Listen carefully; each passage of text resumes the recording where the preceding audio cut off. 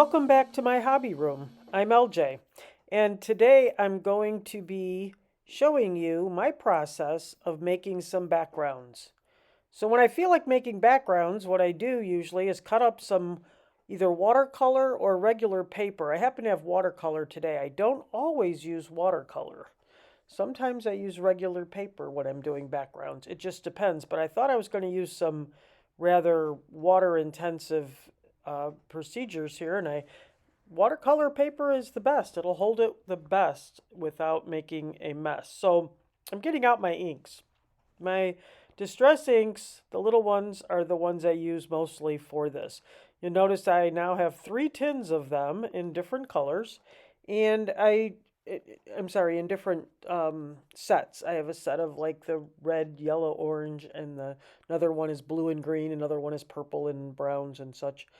So again, I don't have all of them, but I have quite a few. So I'm doing this first set with a bunch of blues, and then I put in, I think that's like antique linen.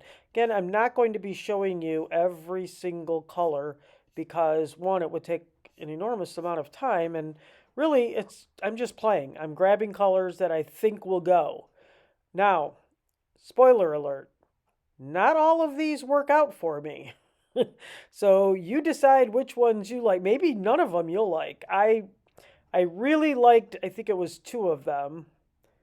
I really was, like okay with 2 of them. And one of them, I'm not sure what I'm going to do with it yet. That's where we're at. One of them, it's just, you'll see. It's interesting. So here I am using my dryer. It's not a hair dryer. It's an actual Ranger dryer, and it does work better. I wouldn't use an embossing gun for this because it does tend to be too hard on it, where this does make it a little bit, and it's very quiet, which is nice. Not that you would know because here I am, turning it off anyway. I'm going very fast through a lot of the parts just because, there's no sense in belaboring the point. So there is a lot of difference in the color you can use. You can be using greens and blues. I would stay in the same family so that they don't make mud. I try. Sometimes I fail. But usually when you're drying them and doing the next layer, the distress inks will, as will the oxides, reactivate once you put water on them. So if you keep it rather dry, you can kind of add colors that could create mud and not. But then again, sometimes you'll think you're doing that and it won't work out the way you think. So right there, I think I put an orange or something on a green. That was wrong, but here we are. I didn't put as much water on it, and you'll see it did layer it, which is kind of neat. So it does layer sometimes, and it doesn't create as much mud as you think. But when I'm looking at it, I'm going, maybe I'm not so fond of that. So then I keep trying to rescue it. Needless to say, this may not turn out quite as well as I hoped. Sometimes, and I'm going to tell you this is from experience, sometimes I have gone and kept going and kept going, and eventually I really liked what I got. And sometimes I've kept going and kept going and made it worse and worse until all I could do with it was use it for die cuts, which, by the way, is not the worst thing you can do with it. Is sometimes when you're using it for die cuts, it'll have color and make some texture for it, and then you can use a little bit of ink to kind of cut that out. As you can see, that little spot there is bothering me, and I'm thinking, oh, I've got to save this. How am I going to do it? Well, keep watching and you'll see all the things I do to try to save this. And if it wasn't first, I could have moved it. I know how to edit. I could have moved it, but I thought you should see that this was bothering me a lot. And I kept going, that's okay. This isn't even the one I don't like the most, by the way. Just a little heads up. So yeah, not all of them show up, and I could have edited them out and said, "Look, I only got three of them and got three good ones out of it." But I wanted you to see the ones that don't always come out. I'm not able to always produce the ones I like, and you should use a different finger, by the way. If you don't, you will get it in there. And am I still playing with this same one? I am, man. I have so many layers on here by the time I'm done. It's a good thing I used the watercolor paper. I would really have a mess going. It probably would have fallen apart in my hand. But yep, here I am drying it again. It is, by the way, starting to look, because it's darker, it's starting to look more like it wouldn't be bad for foliage of some sort, which is what I think in the end probably what I'll do with it. But I'll show you at the very end that it didn't come out as bad as it looked just a few seconds ago. And I'm still, look at now, I'm adding more water to it. I'm trying to cover up that brown spot is what I'm doing, and that orangey, reddy, I don't even know what color, all colors are in there. But I think it'd make a great die cut. In fact, I might make a die cut out of that and show it to you, because the green on the bottom and the orangey color, that yellow red, I think that'd make a great flower. So I don't think it's the worst thing ever. I think it'll end up being okay. I wouldn't use it as a background. Now this one, I put on top of it early on and got this off of it. So it's very light. You see the lightness? And I decide, hey, you know what I'm going to do? I'm going to enhance that. Which, by the way, sometimes this works out really well. So if you got a very light pattern and you want to go over it, you take some ink and you put over it, like in a, two or three colors on the sheet there, and just ink blending. So now you got the yellow in there, and there's a little bit of blue at the bottom. This is a great technique when you have something that's too light and you want to kind of darken it, and you want to make it look like it's got a little bit of pattern behind it. Texture is what I'm looking for. That's the word. So I'm going to use this, and there we go. I'm going to put like a darker yellow in there. So I got a lighter yellow, I think like lemonade or something like that. So it's something like that. And then I think I've got the darker yellow in there. And then the blue, so you've got blue and yellow, which always go together. And in the background there, you got some green and things like that. So these colors all go together. This one, if I remember right, I think I end up liking this one a lot at the end. But can you see the texture in there? It's kind of neat. And so rather than keeping it really light, I'm putting some water drops on here, and I'm going to let them sit for a little bit. And I sped this up, and it's still a little bit that I'm leaving it sit. And then I'm putting a paper towel on top. And the reason you do that is because you want those water marks to show up like that. And that gives it a lot of really cool look in the background. So if you put a giant, not a giant necessarily, but a big, any kind of either a stamped image that you cut out or a die, that'll look really neat on the background of that, because it's got a lot of texture, and I like that one. That one's okay. So now I move on. I'm feeling pretty good about myself. And I go back to that orange and the peacock feathers. The orange, I don't even know which orange it is, orangey red color. You know what? That might be campfire, the campfire one. In fact, I'm pretty sure it is, because I got it in my head that I really like the peacock feathers and the campfire, crackling campfire. So now I'm using the ink pads just straight on it. Like, why bother trying to, just use them like that. There you go. Just put them right on there. Look how dark it gets really quick. Then you just take your little guy and, blend them in. I mean, how much easier can it be? Yeah. Well, the difference between, then I went with the darker color. One is peacock feathers and one is, I don't know. But again, doesn't much matter. I don't like the way it came out at all. Yeah, this was my fail right here. I really don't like this one at all. And I try to, maybe different colors it would have been fine. In fact, I think that's the biggest thing. So now I'm going to put some water on it and see if that helps it.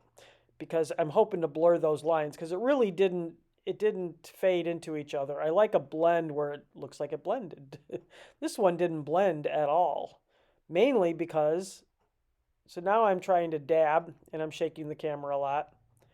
But yeah, this is my fail right here. I do not like the way this came out. It looks more like a flag than it does any kind of.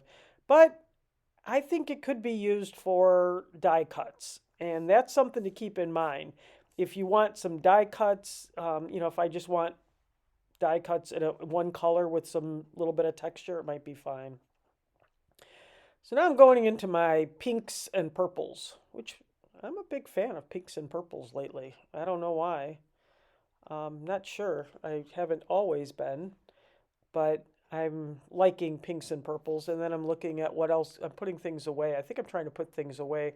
I have that little Simon Says thing next to me here, and I really like it because it is a nice place to put your little ink, the ink pads, the little ones, and it you can store the top in there, but I never have mine out long enough for that. I am using the Tim Holtz. This is the sheet that goes on top of the glass mat. That should be to the right of me over there, but I just use it in the middle for this. Now, I started trying to go more water in this one. So these are all different, by the way. I'm using different techniques in all of these. Probably should have said that in the beginning, but if you lasted this long, you'll see I used a lot more water on this one, and look at it came out much more kind of dreamy looking, if that's kind of the right term. And I like that a lot. And then I was real excited and I was like, oh, let's do that some more and put some texture in there. And yeah, this is what I like right here. This is coming out. This is one of the ones I really liked a lot because it has a lot of texture in it, but it's got that dreamy light thing. And I really need to try. I saw recently someone doing it where they did like half of it or did it right in the middle, and I haven't done one of those in a while. I think I should do those next.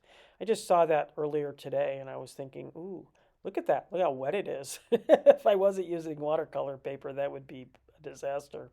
But yeah, don't be afraid to mess up. The main reason I'm and then I decide I'm going to put this on there because I can't make it any worse. That was my thought behind it.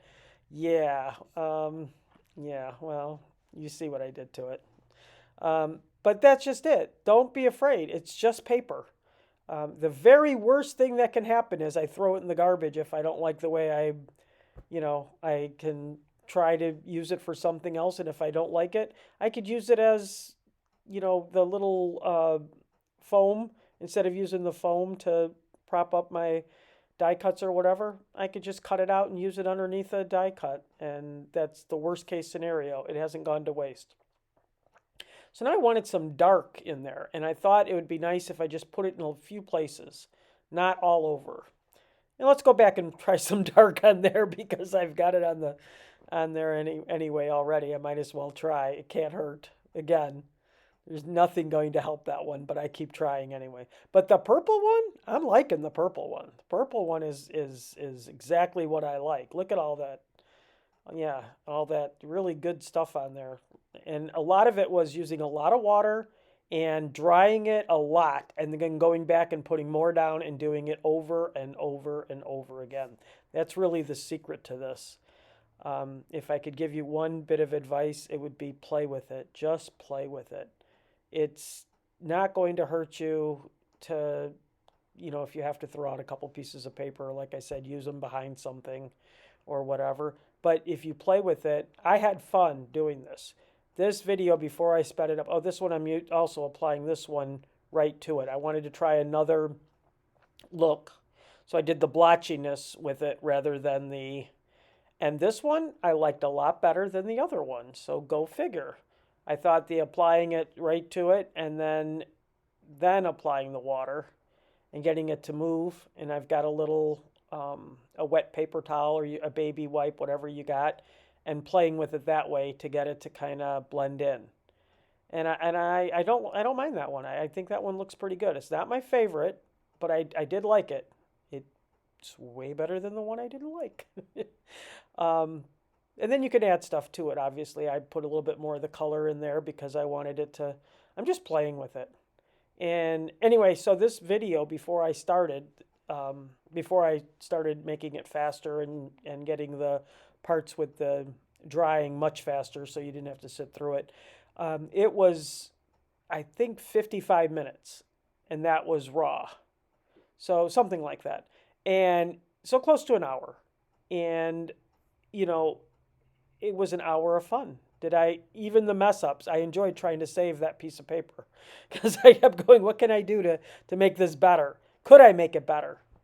And, that's the only way you're going to know is by trying it. And one of the things I really like doing too is seeing what'll happen later on. Because sometimes I've looked at things and thought they were awful, came back later and went, you know what I can do? I can do this, and it's gonna fix this. And then other times I've come back and thought, what did I do? And that's kind of what I was thinking with that one. I like that purple one. I like the purple one, and I like the yellow, yellow, green, blue, I think it was, or yellow, two yellow. I don't know. We'll see when it comes back. And oh, that one. See, I like that one too. I thought that one was pretty neat, especially for spring. I could see putting a flower and a flower in the middle and a dye, um, at the bottom of it or something with the water. I like that one. This one is definitely going to be cut with dyes. I can tell you that right now. I am pretty darn sure about that. Because I got it in my head that if you turned it upside down from the way it is now, it could be a pretty decent flower. You got to remember too that now it's completely dried, and I will go around this because I was still having hope as a background for it, and it still could be. I could put something big in the middle of it, and just keep that green around it. That might be a case too. I mean, I don't know, but probably not. It's probably going to be a flower. This is we're not going to talk about this one anymore. Although it kind of looks like a whale coming out of the water. Do you see that there with the sky? I don't know what that is, but yeah, I don't even know why I don't know why I'm putting that. I had hope, I guess, that maybe something would come to me and it would happen. But I'm just saying, if you have this happen to you, that's okay. Look how I put it back over there. This one I like. This is my favorite. This one, I don't know. This one and the other purple one and the yellow one, those are all three pretty good. I kind of now went. I originally said it was two, two, and one. Yeah, two I really liked, two were okay, and one was not okay. Now I'm more into three I really like. One I kind of it's okay. I could do something with it, and one it's probably going to be used for a foundation for something else.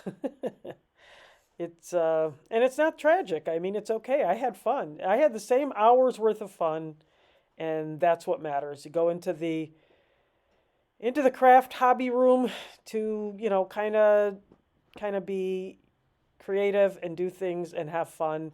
And I hope you enjoyed watching me fail miserably with that one and maybe succeed in a couple of them. Hey, I succeeded more than I failed, so it's all good. And I had a great time doing it. And that's what really matters in this craft. I'm going to make some cards out of these. Hope you'll come along and see how it goes. In the meantime, keep crafting. And dance by the light of the moon.